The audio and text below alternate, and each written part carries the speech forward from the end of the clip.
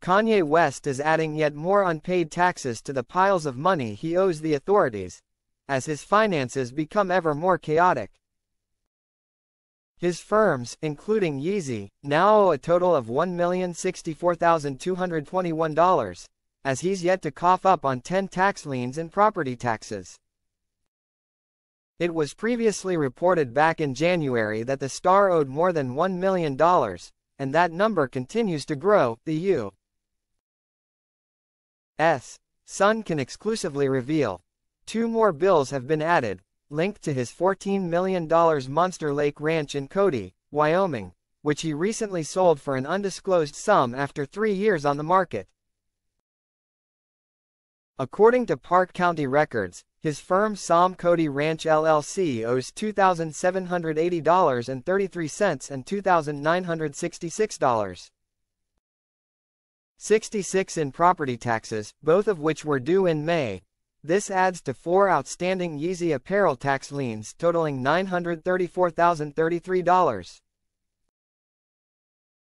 Donda Services also has a tax lien for $10,924 and Yeezy Construction for $12,425, while 2 of his Los Angeles properties have liens totaling $101,093. It all adds to the confusion around how much of Kanye's fortune is left, as the former billionaire has been rattling through his millions since splitting from Kim Kardashian, and his behavior has become wildly unpredictable.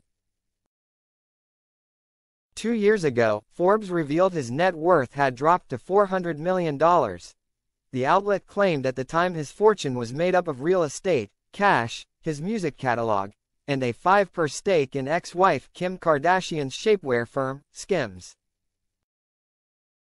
Yeezy allegedly raked in $70 million in revenue in the first quarter of 2024, with $19 million raised on the first day in February this year after Kanye's Yeezy Super Bowl advert, according to the star on social media and posts from his team.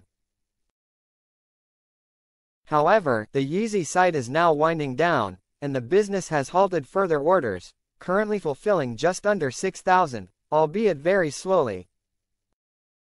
The closing of Yeezy is likely to be temporary, but will still cost Ye millions. And his team seems to be in disarray, according to reports. Previously, he was hiring designers and creatives from Los Angeles on full-time contracts.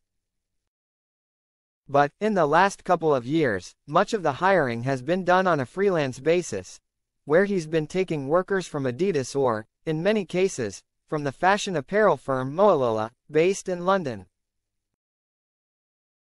Britt Moalola Ogunlesi was Yeezy Gap's design director before going it alone with her firm, but was still designing some of his wife Bianca Sensor's controversial see-through creations. Moalola admitted last year that she didn't know how to find the money to showcase her next range in London until Ye stepped in with the funding last year. She told Dazed Digital, "We had no support to do the show at all then. At the last minute, Ye came and he was like, I am gonna pay for everything." Since April 2022, at least 6 of the Moalola team are now working freelance for Kanye, as well as keeping their job with Moalola, the U.S. Sun can reveal. Others have been plucked on a contract from Adidas, which dropped the star after his anti-Semitic comments, which he claimed cost him $2 billion in a day.